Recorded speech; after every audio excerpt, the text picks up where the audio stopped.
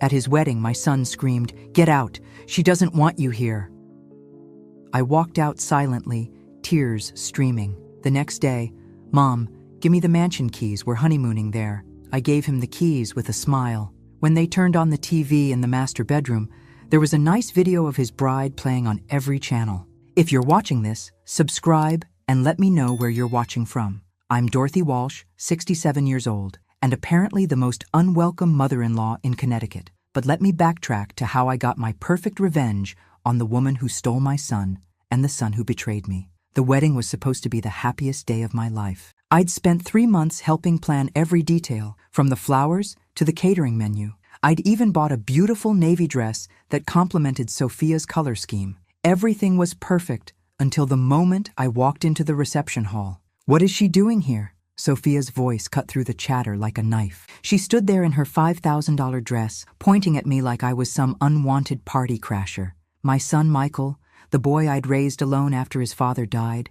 just stood there frozen. "I invited her," Michael said weakly. "She's my mother." "Your mother?" Sophia's laugh was sharp and cold. "The woman who tried to sabotage our engagement? The woman who called me a gold digger at the rehearsal dinner?" I never called her that, though I certainly thought it. What I actually said was that I hoped they'd discuss their financial expectations for marriage. Apparently, that counted as sabotage in Sophia's world. "Get out!" Michael suddenly exploded, his face red with champagne and anger. "She doesn't want you here. And honestly, neither do I. This is supposed to be our day, not another one of your guilt trips." The entire reception hall went silent. 200 guests stared at me as tears rolled down my cheeks. My own son, the boy I'd worked 3 jobs to put through college, was throwing me out of his wedding like yesterday's garbage. I didn't argue.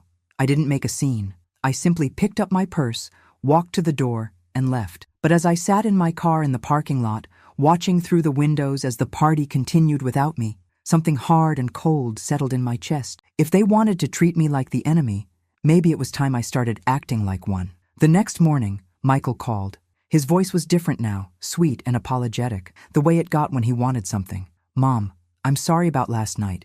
Sophia was just stressed, and I overreacted. You know how weddings are." "Of course." "Sweetheart," I said, though my heart was still broken, "these things happen. Actually, we have a favor to ask. Could we borrow the keys to the mansion in the Hamptons? We want to honeymoon there instead of going to Italy." The travel costs got a bit higher than expected. The mansion, my late husband's family estate, worth about $4 million, which Michael thought he'd inherit someday. The same property where I'd spent my happiest years before Robert died. The same property where I'd installed a very sophisticated security system 6 months ago. "Of course, darling," I said, sweetness dripping from my voice. "I'll have the keys ready for you this afternoon." When Michael arrived with Sophia to pick up the keys, I couldn't help but notice how she avoided eye contact with me. Good. She should feel ashamed of herself. "Thank you so much, Mrs. Walsh," she said, in that fake, sweet voice she used when she wanted something. "This means the world to us." "Oh, call me Dorothy," I said, handing over the keys with a bright smile. "After all, we're family now." They drove off in Michael's BMW, laughing and planning their romantic getaway. I watched them go, then went inside to check my laptop. The security system I'd installed wasn't just for burglary protection. It included cameras in every room and the ability to override the entertainment system remotely. I opened the control panel and started uploading a very special video to the mansion's media server. A video I'd been saving for exactly the right moment. A video that was about to turn their honeymoon into a nightmare they'd never forget. Because 3 months ago, I'd learned the truth about my sweet daughter-in-law. And now, it was time she learned what happens when you mess with Dorothy Walsh. Let me tell you how I discovered what kind of woman my son really married. It started with a phone call that changed everything. "Mrs. Walsh? This is Detective James Morrison with the Hartford Police Department. We're investigating a fraud case, and your son's fiancé's name came up. Could we speak with you?" My blood ran cold. This was 2 weeks before the wedding, and I was in the middle of addressing invitation envelopes when the call came. "What kind of fraud?" I managed to ask. "Credit card fraud, identity theft, some other charges. We believe she may have used false information to obtain credit under her previous name. The name Sophia Chen is relatively new." Sophia Chen. Her name wasn't even real. I sat down hard in my kitchen chair, my mind racing. Who had my son agreed to marry? What was her previous name? I asked. "Sarah Martinez. She's been Sarah Martinez for the past 8 years, until she legally changed her name 18 months ago. Right around the time she met your son, actually. 18 months ago. Exactly when she'd shown up at the country club where Michael played tennis, claiming to be new in town and looking for tennis lessons. What a convenient coincidence. Detective Morrison, what exactly are you investigating? She ran up about $75,000 in credit card debt under her previous identity, then disappeared.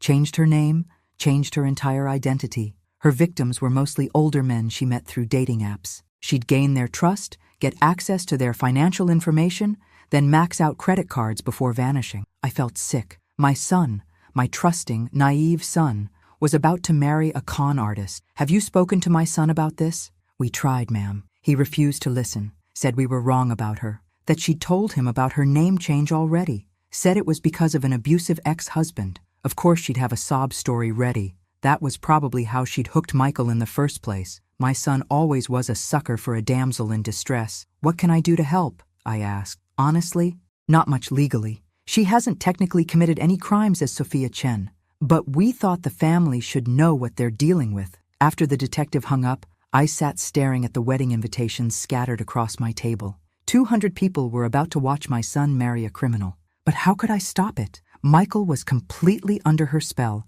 and as he'd made clear repeatedly, he thought I was just a jealous mother trying to interfere. That's when I decided to do some investigating of my own. If the police couldn't prove anything, maybe I could find evidence they'd missed. I hired a private investigator, a woman named Carmen Rodriguez, who specialized in background checks. Within a week, she'd uncovered more than the police had. Your future daughter-in-law is quite interesting, Carmen said, spreading photos and documents across my coffee table. Sarah Martinez was married twice before, both times to wealthy older men. Both marriages ended in divorce, with her getting substantial settlements. I studied the photographs. There was Sophia, but younger, with different hair, laughing at charity galas with men old enough to be her grandfather. This one, Carmen pointed to a photo of Sophia, with a silver-haired man in a tuxedo, was Marcus Freeman, a real estate developer in Florida. They were married for 18 months. He died of a heart attack 6 months after their divorce was finalized. That's suspicious. It gets better. The autopsy showed elevated levels of digitalis in his system. Not enough to be lethal, but enough to cause the kind of heart stress that might trigger an attack in someone with pre-existing conditions. My hands started shaking. Are you saying she murdered him? I'm saying the timing was very convenient. She got a $2.3 million settlement from the divorce, then inherited another $800,000 when he died. No charges were ever filed, but the family was suspicious enough to request the autopsy. Carmen pulled out another file. Then there's husband number 2, David Park, a tech executive in California. Same pattern. Whirlwind romance, quick marriage, mysterious health problems, expensive divorce, then a convenient accident. What kind of accident? Fell down the stairs in his home, broke his neck. Again, no charges filed, but the insurance company fought the payout for 2 years. I felt like I was going to be sick. This woman, this predator, had somehow gotten her claws into my son, and there was more. The really interesting part, Carmen continued, is what happened in between marriages. She'd take breaks, completely disappear for 6 months to a year, then resurface with a new identity, new story, new hunting ground. And now she's hunting my son.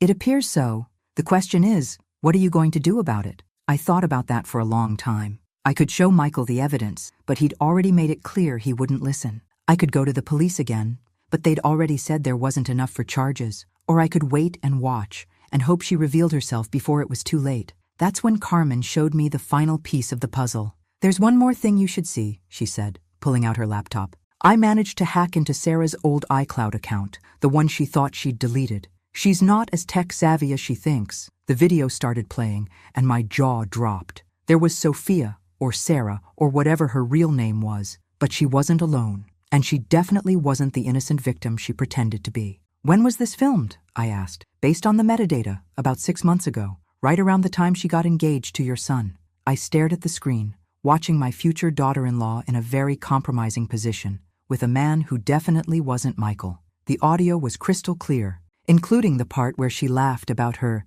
naive fiancé and how easy it would be to clean him out. Can you make me a copy of this?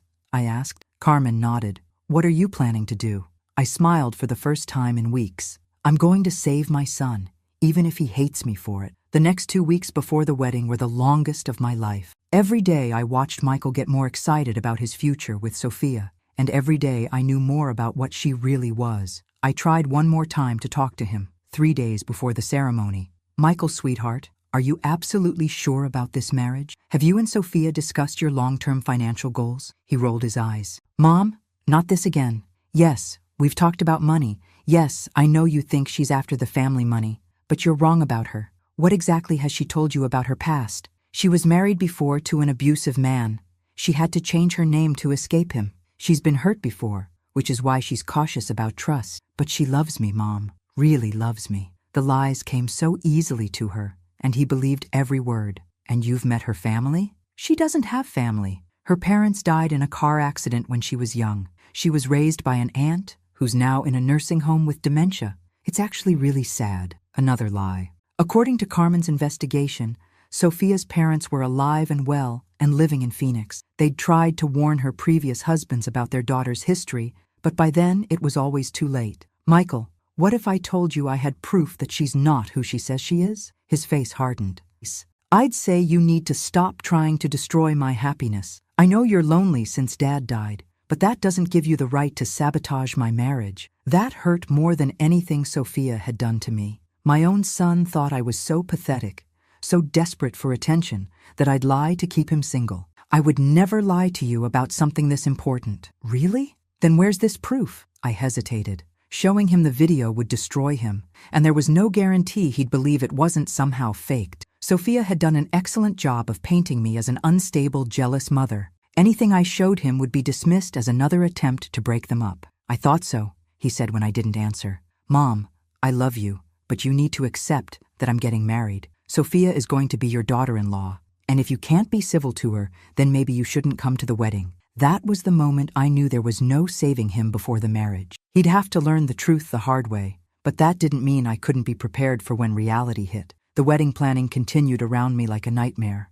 Sophia made a big show of asking for my opinion on flowers and music, but it was clear she was just humoring me. Michael had obviously told her about our conversation, because she started being extra sweet, as if she was proving how wrong I was about her. Dorothy, you have such good taste, she'd coo, showing me fabric samples. Michael is so lucky to have such a devoted mother, but I caught the look in her eyes when she thought I wasn't watching. Cold calculation, like she was measuring me for a coffin. 2 days before the wedding, she made her biggest mistake yet. She asked to meet me for lunch, just the two of us. I know this transition is hard for you, she said over salads at the country club. Michael means everything to you, and now you have to share him. That's what mothers do, I replied carefully. We want our children to be happy. Of course, and I want you to know that I would never try to come between you and Michael. Family is so important. She said this while wearing a bracelet that cost more than most people's cars, paid for with my son's credit card. That's good to hear. Although, she continued, her voice getting softer, more conspiratorial, I hope you understand that as Michael's wife, I'll need to be his primary confidant, especially about financial matters. It wouldn't be appropriate for him to discuss our private business with anyone else, even family. There it was, the opening move to cut me out of Michael's life completely. I wouldn't expect him to share personal information, I said. Wonderful, because I'd hate for there to be any confusion about boundaries. Michael needs to feel like he can be completely honest with me, without worrying about judgment from others. She was already planning to isolate him, to make sure no one could warn him when she started draining his accounts. Sophia, can I ask you something? Of course. Do you love my son? Her smile never wavered, but something flickered in her eyes. What a strange question. Of course I love him. Why would you ask that? Because loving someone means wanting what's best for them, even when it's not what's best for you. And I wonder if you've ever loved anyone that way. Now the mask slipped, just for a second. I saw the real Sophia, cold and calculating and completely without empathy. I think, she said slowly, that you don't know me as well as you think you do. You're absolutely right, I replied. I don't know Sarah Martinez at all. The effect was electric. Her face went completely white, then flushed red. For a moment, I thought she might actually lose control. I don't know what you're talking about. Of course you don't. Just like you don't know Marcus Freeman or David Park. She stood up so quickly her chair fell over. This lunch is over. Sit down. Sophia, or Sarah, whichever name you prefer. She sat, but her hands were shaking now. Here's what's going to happen. I continued calmly. You're going to marry my son because stopping you now would hurt him more than letting you go through with it. But I want you to know that I know exactly what you are. And the second you hurt him, I will destroy you. You can't prove anything, can't I? I pulled out my phone and showed her a screenshot from the video Carmen had found. Not the worst part, just enough to let her know what I had. The color drained from her face completely. That's impossible. I deleted everything. Technology is amazing these days, isn't it? Delete doesn't always mean gone forever. She stared at the phone, then at me. What do you want? I want you to be a good wife to my son. I want you to love him and take care of him and never give me a reason to share what I know about your past. And if I don't? I smiled and put my phone away. Then you'll find out what happens when you underestimate a mother protecting her child. She left without another word, and I sat there finishing my salad, feeling better than I had in weeks. At least now she knew I wasn't the helpless old woman she'd thought I was. But I should have known that threatening a predator would only make her more dangerous. The honeymoon was supposed to last a week. They came back after 2 days, and Michael looked like he'd seen a ghost. They showed up at my house on Tuesday morning, Sophia's face red and puffy from crying, Michael pale and shaking. I opened the door with my warmest smile. Hello, darlings. You're back early. How was the mansion? You know damn well how it was, Michael said, pushing past me into the living room. Sophia wouldn't even look at me. She stood in my foyer like she was afraid to come any closer, which was probably smart of her. I'm afraid I don't understand, I said innocently. Did something happen? The video. Mom. The video that somehow got uploaded to every television in the house. The video that started playing the moment we turned on any screen. I gasped dramatically. Oh my goodness. Was there a virus in the system? How terrible. Cut the act, Michael snapped. You did this. Somehow you did this. Michael. Honey, I don't know anything about uploading videos. You know I can barely work my email. But I'd practiced that speech. Carmen had taught me exactly what to do with the mansion's smart home system. It was remarkably easy once you knew what you were doing. It was her, Sophia finally spoke, her voice hoarse. She threatened me at lunch. She knows things about my past, things that aren't true, and she's trying to destroy our marriage. What things? Michael asked, looking between us. This was the moment I'd been waiting for. Time to let them destroy each other. Sophia, if you have something to tell Michael about your past, now would be a good time, I said gently. It's all lies, she said desperately. She hired someone to make fake documents, fake videos, fake everything. She can't stand that you chose me over her. Michael looked confused. What fake documents? What videos? I walked to my desk and pulled out the folder Carmen had given me. Perhaps these will clear things up. I handed him the file with copies of her marriage certificates, divorce documents, police reports, and the newspaper articles about her previous husband's deaths. Michael's hands shook as he read through everything. Sophia, what is this? Why does this say your name is Sarah Martinez? I can explain. And why are there 2 marriage certificates with your picture on them? Michael, please, let me... And what's this about a David Park dying in a fall down the stairs? Sophia, who are these people? She was crying harder now, makeup streaming down her face. I was going to tell you everything after we were married. I was scared you wouldn't understand. Understand what? That you've been married twice before? That 2 men died after divorcing you? That your real name is Sarah? It's not what it looks like. Then explain it, he said, his voice getting louder. Explain why my mother has newspaper clippings about you being investigated for insurance fraud. Explain why there's a police report here about credit card theft. I sat down in my armchair and watched my daughter-in-law's world collapse. It was even more satisfying than I'd imagined. The name change was because of an abusive ex-husband, she said desperately. I told you that.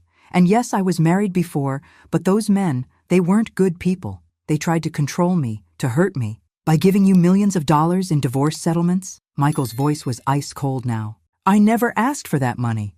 They forced it on me because they felt guilty about how they treated me. And then they both just happened to die in accidents? I didn't have anything to do with that. Michael looked at me. Mom, where did you get all this? I hired a private investigator after Detective Morrison called me about the fraud case. What fraud case? I explained about the phone call, about the credit card debt she'd run up under her previous name, about the pattern of targeting older men through dating apps. But she didn't meet me through a dating app, Michael said slowly. She met me at the tennis club. Actually, I said gently, according to the investigator, she joined that tennis club 3 days before meeting you.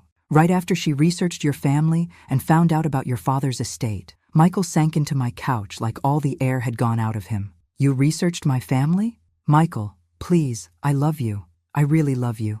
Everything else was in the past before I met you. You changed me. The same way Marcus Freeman changed you? The same way David Park changed you? This is different, is it? Because according to this police report, you told David Park the exact same thing, that he'd changed you, that you'd never felt love like this before, that your past didn't matter because you were different with him. I hadn't mentioned that detail to Michael. He'd figured it out himself by reading the investigator's notes. My son was smarter than I'd given him credit for. Michael, I know this looks bad, but looks bad? He stood up, pacing around my living room like a caged animal. Sophia, or Sarah, or whoever you are, I just watched a video of you having sex with another man while talking about how easy it would be to rob me blind. How exactly is that supposed to look good? She went completely silent. The crying stopped. The desperate explanations stopped. Everything stopped. When she finally looked up at him, I saw the real woman behind the mask for the first time. You want to know the truth? She said, her voice completely different now. Colder, harder. Fine. Here's the truth. Yes, I researched your family. Yes, I joined that tennis club to meet you. Yes, I lied about my past. But so what? You got exactly what you wanted out of this marriage. What I wanted? A beautiful young wife who made you look successful. Someone to show off at your country club. Someone to make your friends jealous. You think I didn't know you were just trying to prove something to your dead father? Michael's face went white. That's not true. Really? Then why did you propose after 2 months? Why did you insist on having the wedding at the country club where all his old friends could see? Why did you tell everyone about how I was different from other women because I wasn't interested in your money? I had to admit, she had him there. Michael had always been insecure about living up to his father's legacy. You used me, he said quietly. We used each other, she corrected. The only difference is I'm honest about it. Did you ever love me at all? She was quiet for a long moment. Then, I loved the life you could give me. I loved the security, the status, the future we could have had. But love you? Michael, I don't think I'm capable of loving anyone the way you mean. That was the moment my son's heart truly broke. Not when he saw the video. Not when he read the police reports, but when she admitted she'd never loved him at all. I want you out of my house, he said quietly. It's not your house yet, she replied. Technically, it's still your mother's house until you inherit it, which, given what I know about the prenup you didn't make me sign, might be sooner than you think. The threat was unmistakable. She was going to try to take everything in the divorce. Michael looked at me helplessly. Mom, what do I do? For the first time in months, my son was asking for my help instead of rejecting it. First, I said, you call your lawyer. Then you call the bank and freeze any joint accounts. Then you change all your passwords and make sure she can't access anything financial. You can't prove any of this, Sophia said, but there was no confidence in her voice anymore. Actually, I replied, I can prove all of it. Carmen was very thorough in her investigation, and video evidence is particularly compelling in divorce court. The look she gave me could have frozen hell. This isn't over, she said. Yes, I said calmly. It is. She left without another word, and Michael collapsed back onto my couch. Mom, I'm so sorry. I should have listened to you. You couldn't have known, sweetheart. She was very good at what she did. How did you know to investigate her? I sat down next to him and took his hand. Because no mother watches her son fall for someone and doesn't ask questions. And when the police called, I knew I had to protect you. The police called you first? They tried to call you, but you wouldn't listen. So they called me instead. Michael was quiet for a long moment. She's going to try to take everything in the divorce, isn't she? She's going to try, but she's going to find out that Dorothy Walsh didn't raise a stupid son, and she definitely didn't raise one who goes into battle without backup. What do you mean? I smiled and pulled out another folder, this one much thicker than the first. I mean, your father taught me a thing or two about protecting family assets. And Carmen found some very interesting information about how Sarah Martinez's previous divorces were overturned when evidence of fraud came to light. Michael stared at me like he was seeing me for the first time. Mom, you're kind of scary when you want to be. Sweetheart, I said, patting his hand, you have no idea. The divorce proceedings started exactly as I'd predicted. Sophia, or Sarah, hired the most expensive lawyer in the state and immediately filed for half of everything Michael owned, plus alimony, plus damages for emotional distress. Her lawyer, a shark named Hamilton Pierce, actually had the nerve to call me.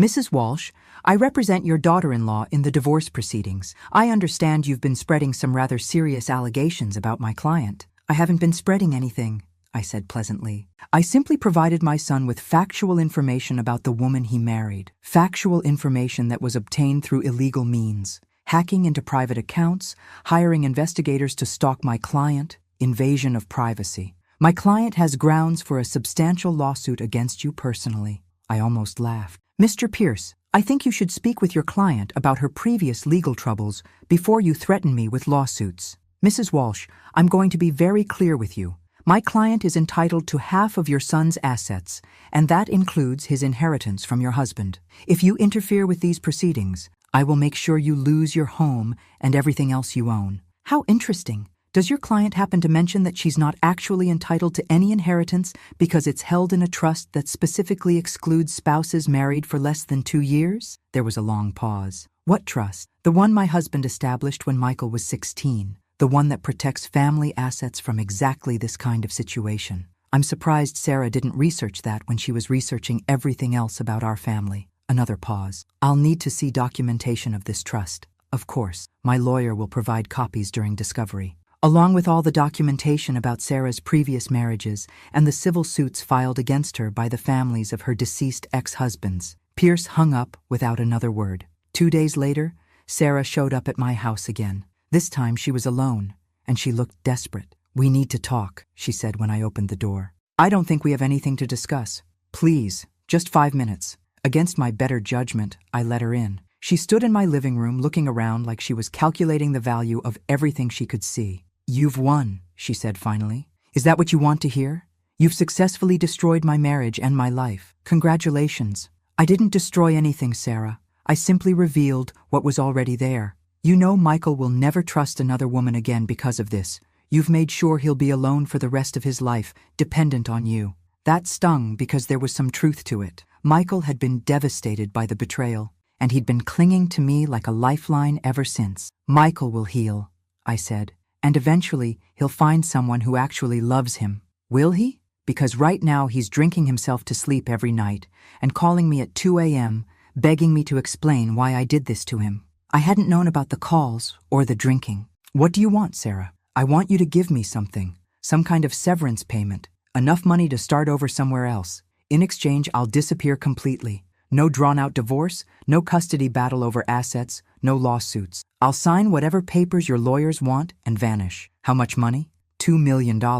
I actually did laugh then. "You must be joking. I know about Marcus Freeman's family suing me. I know about the insurance companies investigating David Park's death. If this divorce gets nasty, if it goes to trial, all of that will come out. The media will have a field day. Michael's name will be associated with mine in every news story about Black widow wives." She was right about that. A sensational trial would destroy Michael's reputation, along with hers. "And if I pay you $2 million, you'll just disappear? I'll move to a different country, change my name again, start over. Michael can get a quiet divorce for irreconcilable differences, and his name stays out of the papers." I pretended to consider it. "That's quite an offer. But I have a counterproposal." "What?" "Nothing. You get nothing. You sign the divorce papers accepting full responsibility for the breakdown of the marriage, you waive any claim to assets or alimony, and you disappear anyway." "Why would I agree to that?" I walked to my desk and pulled out yet another folder. Sarah's face went pale when she saw it.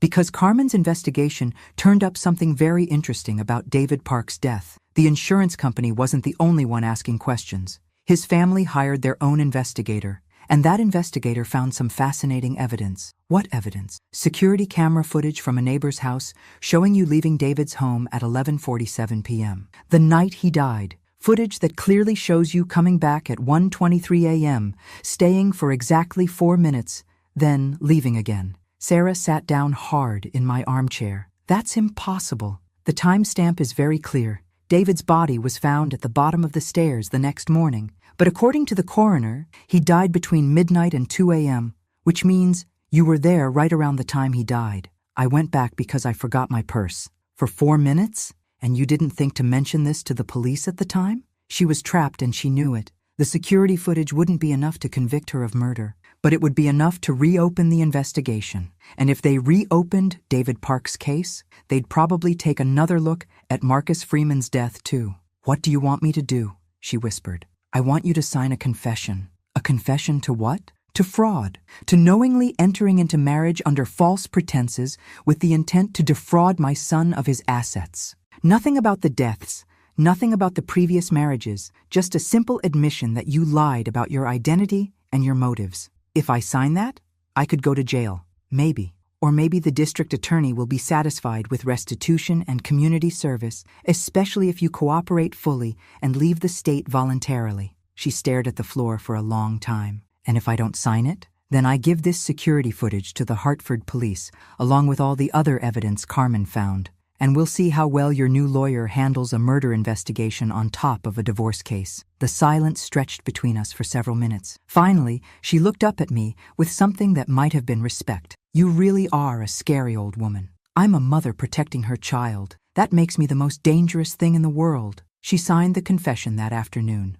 Within a week, she'd filed for divorce on no-fault grounds, waiving all claims to Michael's assets. Within a month, she'd left Connecticut entirely. Michael never knew about the confession or the security footage. As far as he knew, Sophia had just decided to leave quietly rather than fight a losing battle. He was hurt and angry and confused, but he was safe. The drinking stopped after a few weeks. The late-night phone calls ended when her number was disconnected. Slowly, very slowly, my son started to heal. "Mom," he said one afternoon, about 2 months after she'd left, "I owe you an apology. A big one." "You don't owe me anything, sweetheart." "Yes, I do. I chose her over you. I accused you of being jealous and controlling when you were just trying to protect me. I threw you out of my own wedding. You were in love. People do stupid things when they're in love. I hurt you, really hurt you, and you saved me anyway." I thought about that night in the mansion, watching Sarah's face when she realized I'd trapped her completely.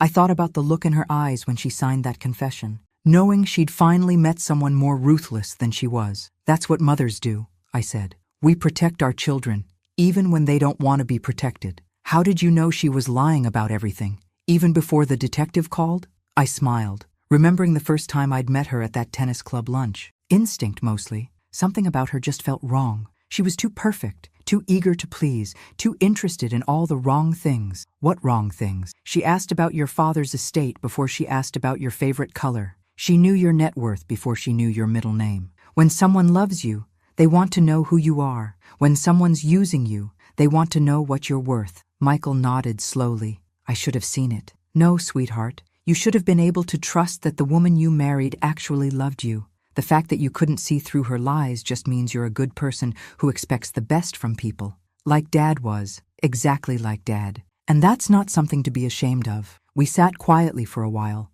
watching the sun set through my kitchen window. Finally, Michael spoke again. "Mom, how do I make sure this never happens again? How do I trust anyone after this?" "Carefully," I said, "but you will trust again, eventually. Because the alternative is spending your life alone, and that's exactly what she wanted. She wanted to poison you against love so completely that you'd never risk your heart again. Maybe that would be safer. Safer, yes, but not happier. And your father didn't raise you to choose safe over happy." Michael smiled for the first time in months. "No, he didn't. Besides," I added, "next time you'll have the advantage of a very paranoid mother who knows exactly how to run a background check." He laughed, and the sound filled my heart with relief. My son was going to be okay. It would take time, but he was going to be okay. And if anyone else ever tried to hurt him, well, they'd find out what I'd learned about myself during this whole ordeal. There's nothing more dangerous than a mother who's discovered she's capable of anything.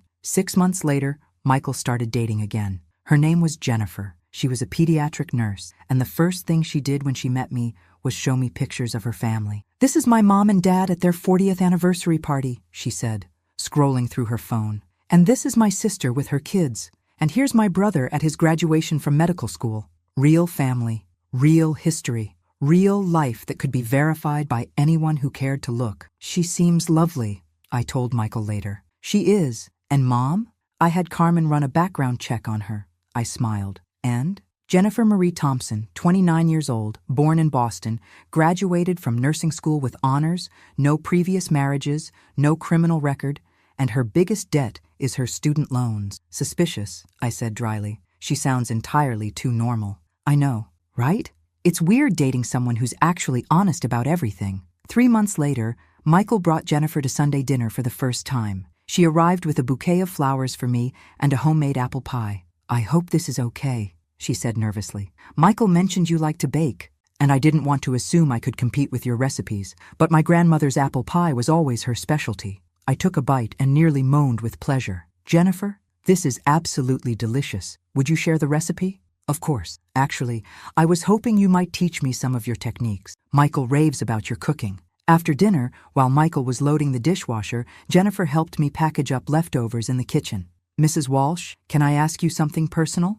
"Of course, dear." Michael told me about his first marriage. Not all the details, but enough. "I just want you to know that I understand why you might be protective of him." I studied her face, looking for any sign of calculation or manipulation. I found only genuine concern. "I appreciate that, Jennifer. I also want you to know that I don't expect you to trust me right away. I know I have to earn that, but I hope eventually you'll see that I really do love your son." "What makes you love him?" I asked. She smiled, and it was the kind of smile that transformed her whole face. "He's kind without being weak. He's successful without being arrogant. He treats waiters and janitors the same way he treats his boss, and when he talks about you, his whole face lights up. Any man who loves his mother that much is someone I want to know better." That night, after they'd left, I called Carmen. "I need another favor," I said. "Let me guess. Jennifer Thompson? You already ran a check on her, didn't you?" "Of course I did. The moment Michael started dating her seriously. She's exactly what she appears to be, Dorothy. A nice woman from a nice family who happens to love your son. No hidden marriages. No mysterious deaths of ex-boyfriends?" Carmen laughed. Her longest relationship before Michael was with a guy named Steve who broke up with her because she wanted kids, and he didn't. He's now happily married to someone else and speaks very highly of her. Her biggest scandal is a parking ticket she got in college, so she's perfect. She's normal, which probably seems perfect after what Michael went through. I hung up feeling something I hadn't felt in a long time. Hope. My son had found someone who loved him for himself, not for what he could give her. A year later, Michael proposed to Jennifer in my backyard garden, right next to the rose bushes his father had planted. She said yes through happy tears, and the first thing she did after putting on the ring was hug me. "I hope this means I get to call you Mom," she whispered.